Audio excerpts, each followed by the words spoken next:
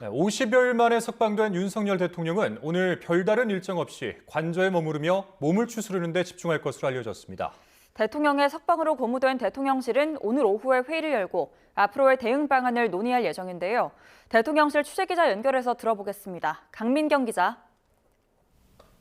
네, 용산 대통령실입니다. 네, 어제 오후에 석방된 윤석열 대통령, 오늘 공개 활동을 할 가능성은 있습니까? 현재로선 한남동 관저에 머무를 가능성이 더 큽니다. 윤 대통령 측 관계자는 YTN과의 통화에서 대통령도 큰 고생을 했다며 일단은 좀 더 쉬어야 하지 않겠느냐고 분위기를 전했습니다.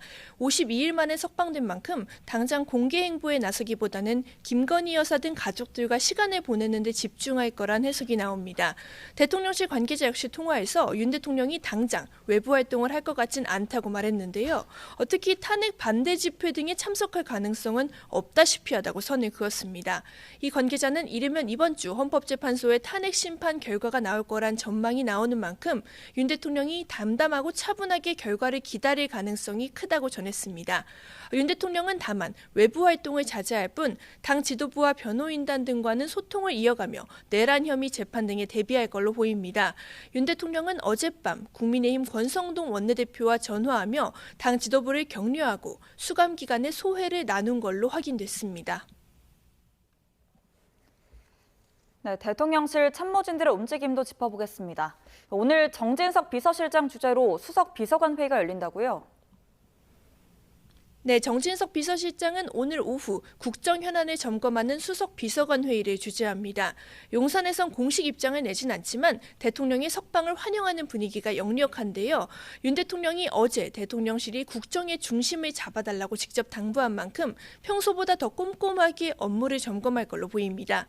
물론 윤 대통령은 현재 직무 정지 상태라 참모진으로부터 공식 보고를 받긴 어렵습니다. 정 실장 등 참모진들이 대통령에게 비공식적으로 현안 보고를 할 가능성은 있는데요. 대통령실 관계자는 통화에서 현재 진행 중인 사안에 대해 보고할 가능성은 없다면서도 헌재가 탄핵을 기각할 경우 윤 대통령이 바로 업무에 복귀해야 하는 만큼 수감 중 진행된 사안에 대한 정책 자료를 전달할 수는 있다고 설명했습니다. 수석 비서관급 참모들은 이르면 오늘 회의를 마친 뒤에 윤 대통령을 예방할 가능성이 있습니다. 그렇더라도 안부를 묻는 정도의 비공식적 만남이 이루어질 거라고 대통령실 관계자는 전망했습니다. 한편 대통령 경호처는 현직 대통령 신분에 맞게 윤 대통령 경호를 수행한다는 방침을 밝혔습니다.